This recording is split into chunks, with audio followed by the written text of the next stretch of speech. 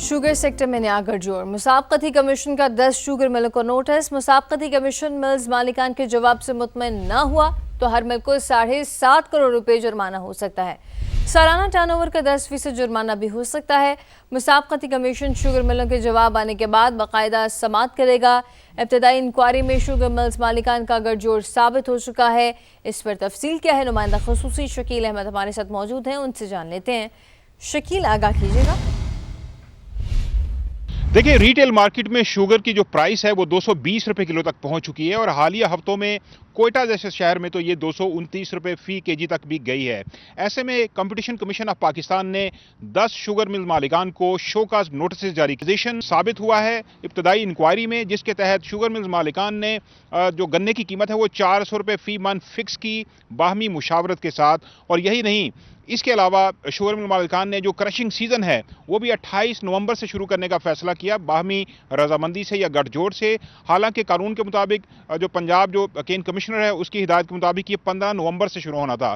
तो competition commission ने कहा है कि ये कार्टलाइजेशन है और इससे चीनी की कीमतों में मजीद इजाफे का खदशा है। अब 14 दिन के अंदर उनसे जवाब तलब किया गया। अब होगा क्या? शुगर मिल मालिकान के खिलाफ जो एक्शन होगा, जराए का ये कहना है कि कम अज कम 7.5 करोड़ रुपए जो है वो जुर्माना हो सकता है फी शुगर मिल्स को, या फिर उनका जो सालाना टर्नओवर है उसका 10% जुर्माना हो सकता है।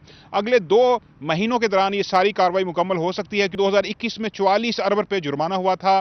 कार्टलाइजेशन साबित हुई थी शुगर सेक्टर में, लेकिन जो शुगर मिल मालिकान है और एसोसिएशन है उन्होंने पहले अपीलेट ट्रिब्यूनल और उसके बाद सुप्रीम कोर्ट ऑफ पाकिस्तान से रुजू किया। तो सुप्रीम कोर्ट ऑफ पाकिस्तान ने केस वापस भिजवाया था कलअदम करार देकर अपीलेट ट्रिब्यूनल के पास। अब कंपटीशन कमीशन ने उस फैसले के खिलाफ भी सुप्रीम कोर्ट ऑफ पाकिस्तान में एक अपील दायर कर दी है।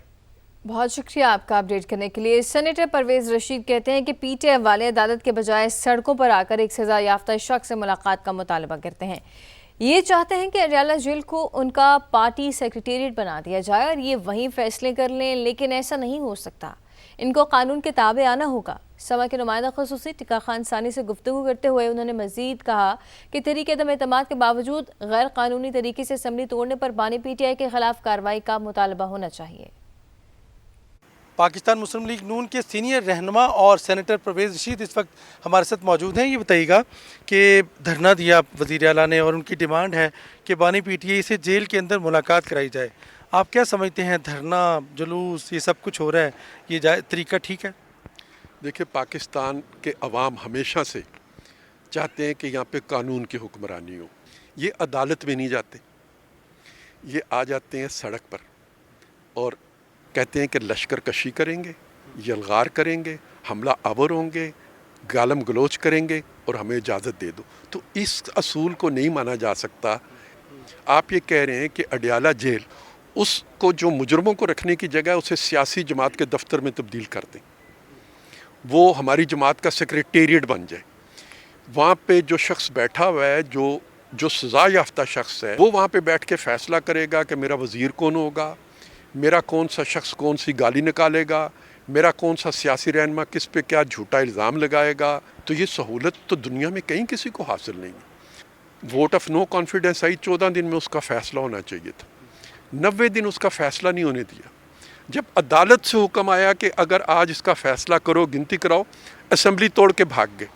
इन पे तो जो आइन की 6 दफ़ा है उसके तहत मुकदमा बनना चाहिए था असम्बली तोड़ने का। जब तक ये कानून के ताबे अपने आप को नहीं लाते, ये किसी भी सहूलत के मुस्तहिक नहीं है। वज़ीर इत्तलात पंजाब असबा बुखारी का कहना है कि मुझे केपी के आवाम से दिली अफसोस है कि उनका वज़ीर आला सिर्फ अडयाला का मुजावर बनने के लिए बना है। आवाम की मुश्किलात से वज़ीर आला का कोई लेना देना नहीं। अडयाला से कभी कोई खैर की खबर नहीं आती। दिली अफसोस है केपीके की आवाम के साथ मुझे कि उनका वज़ीर आला जो है वो सिर्फ अडयाला का मुजावर होने के लिए जो है वो बना है और उसने सिर्फ वो काम करना है कि खैबर पख्तूनख्वा की जो आवाम की मुश्किलात हैं उनसे उनका कोई लेना देना नहीं है। वो अडयाला के मुजावर बन के हमेशा वहाँ बाहर धमाल डालना उनको बेहतर लगता है तो वो करते रहे। 100 दफ़ा हमारे सिर आँखों पे, लेकिन अगर जो है वो मेहमान सियासी मामलात पे जो है वो काबीना बनाने के लिए और सियासी मामलात पे धरना कहाँ होगा, वफाक पे अगली दफ़ा जो है वो जुलूस कहाँ निकालना है, अगर वो उसके लिए आए तो ज़ाहिर है फिर मामलात और है ना। और कभी भी पाकिस्तान की खैर की खबर नहीं आती अडयाला से। जब भी वहाँ गुफ्तगू होती है पाकिस्तान के खिलाफ ही होती है। SIFC के ताउन से पाकिस्तान और ऑस्ट्रेलिया का दो तरफा सरमायाकारी मुआहदा हतमी मराहिल में दाखिल हो चुका है। तवानाई, टेक्नोलॉजी और मादनियात में सरमायाकारी बढ़ाने पर इत्तफाक हुआ। नए इक़्तिसादी ताउन पर एतमाद और इस्लाहात के आज़म का इज़हार भी किया गया है और SIFC की मौसर सहूलतकारी ने पाकिस्तान में सरमायाकारों के एतमाद में नुमाया इजाफा किया है। पाकिस्तान और ऑस्ट्रेलिया ने नए सरमायाकारी मुआहदे को हतमी शक्ल देने पर इत्तफाक किया है। मुज़ाकराती मुसव्वदे पर दोनों ममालिक के वफूद ने दस्तखत कर दिए हैं। मुज़ाकरात में तवानाई, टेक्नोलॉजी और मादनियात के शोबों में सरमायाकारी बढ़ाने के लिए मौसर इक़दामात का जायजा लिया गया। मुआहदे में दोनों ममालिक ने तवील मुद्दती इक़्तिसादी ताउन मज़ीद मजबूत बनाने के आज़म का इआदा किया।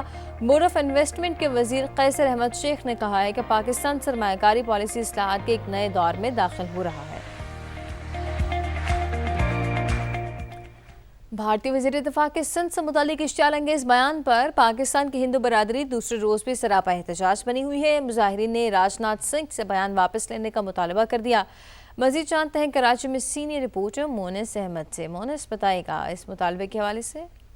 देखिए, बिल्कुल आज मुसलसल दूसरा रोज़ है कि हिंदू कम्युनिटी जो भारतीय वज़ीर दिफ़ा हैं उनके बयान पर सरापा एहतजाज है, उसकी मजम्मत कर रही है। कराची में एमएजना रोड पर पाकिस्तान हिंदू कौंसिल के जो अरकान हैं उनकी जानिब से एहतजाज किया जा रहा है। जो अरकान है इनसे बात करते हैं। हमने 3 दिन का टाइम दिया है, अगर 3 दिन तक वो अगर सरकारी सतह पर ये बयान वापस नहीं लेते हैं तो हम हो सकता है ये सिलसिला और आगे बढ़ाएं। उसका हतमी फैसला हमारे pattern in chief doctor Ramesh साहब करेंगे। पाकिस्तान जो है उसके लोग हैं जो पाकिस्तान के नाम पर मर मिटने वाले, चाहे वो हिंदू हो, सिख हो, ईसाई हो, एक मरतबा फिर पाकिस्तान जिंदाबाद। देखिए, बिल्कुल हिंदू कम्युनिटी का यही कहना है कि इन्होंने ना सिर्फ मकामी सतह पे अपने एहतजाज को रिकॉर्ड कराया है बल्कि इंटरनेशनल सतह पे भी ये कोशिश कर रहे हैं कि इनकी जो आवाज़ है वो सुनी जाए और ये मुतालबा कर रहे हैं भारत से, भारतीय वज़ीर दिफ़ा से कि वो ये बयान अपना वापस लें। शुक्रिया मोनिस। लाहौर में पुलिस अफसरान को अब ट्रैफिक सिग्नल्स पर रुकना होगा। DIGs, SSPs और SPs के लिए ग्रीन सिग्नल प्रोटोकॉल ख़त्म कर दिया गया। अफसरान को मामूल के मुताबिक सिग्नल फॉलो करना होंगे। मज़ीद जानते हैं नुमाइंदा समा जहांगीर खान से। जहांगीर, बताएगा इस नए कानून के हवाले से। जी, लाहौर में पुलिस अफसरान की मूवमेंट के दौरान ऑपरेटर की जानिब से वायरलेस पर एक कॉल चलाई जाती थी जिसके बाद इनके रूट में आने वाले तमाम सिग्नल्स ग्रीन कर दिए जाते थे और मुल्हिका शाहराहों की ट्रैफिक यहाँ तो रोक दी जाती थी या उनके सिग्नल्स रेड कर दिए जाते थे। लेकिन अब ऐसा नहीं होगा क्योंकि ट्रैफिक पुलिस हुक्काम की जानिब से प्रोटोकॉल में ग्रीन सिग्नल ख़त्म कर दिया गया है। अब पुलिस अफसरान को सिग्नल सुर्ख होने पर रुकना पड़ेगा, यानी मामूल के मुताबिक ट्रैफिक सिग्नल्स फॉलो करने होंगे। सिर्फ और सिर्फ IG पंजाब या CCPO की मूवमेंट के दौरान प्रोटोकॉल में ग्रीन सिग्नल मिलेगा। SP, SSP, DIG चाहे वो ऑपरेशंस विंग के हों या इन्वेस्टिगेशन विंग के या किसी और विंग के, इनको मामूल के मुताबिक ट्रैफिक सिग्नल्स को फॉलो करना होगा। इस हवाले से हिदायत जारी कर दी गई हैं। तमाम सर्कल ऑफिसर्स को ट्रैफिक हुकाम की जानिब से ये मैसेज भी पहुँचा दिया गया है और तमाम पुलिस अफसरान को भी इस हवाले से इत्तला दे दी गई है। इसके अलावा ग्रीन नंबर प्लेट्स की जो गाड़ियां हैं, यानी जो सरकारी गाड़ियां हैं, अगर वो कोई वायलेशन करती हैं तो फिल फौर उनके खिलाफ कार्रवाई होगी, चालान होगा और महकमाना कार्रवाई भी अमल में लाई जा सकती है। ट्रैफिक पुलिस हुकाम के मुताबिक जो सरकारी गाड़ियाँ ई चालान नादहिंदा हैं उनके खिलाफ भी क्रैकडाउन शुरू कर दिया गया है। 24 घंटों के दौरान 55 सरकारी महकमों की 200 से ज़ायद गाड़ियों को जो कि ई चालान नादहिंदा हैं रोका गया है और 1282 चालान रिकवर किए जा चुके हैं। जी, बहुत शुक्रिया आपका अपडेट करने के लिए।